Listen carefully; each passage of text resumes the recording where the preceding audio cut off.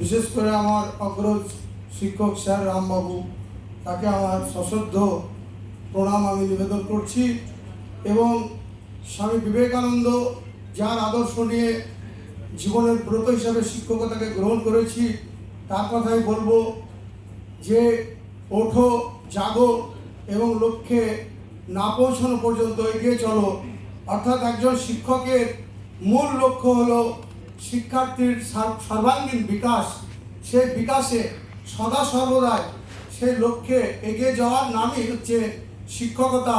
এবং আমি অনুভব করেছি যে মাছ যেমন জলে স্বাচ্ছন্দ্য, শিক্ষকগণ প্রকৃত অর্থে শিক্ষার্থীর সান্নিধ্য এবং তাদের মাঝে কাজ করার মধ্য দিয়ে তার স্বাচ্ছন্দ্য, তার সমস্ত অক্সিজেন প্রেরণা সব কিছু হচ্ছে শিক্ষার্থীরা তাদের মাঝে কাজ করার জন্য।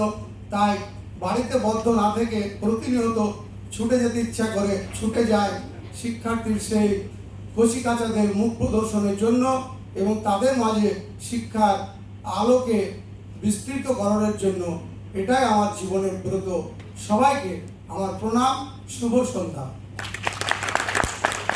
আমরা কৃতজ্ঞতা জানাই স্যারের কাছে এবং সত্যি এই কণ্ঠস্বরটা শুনলে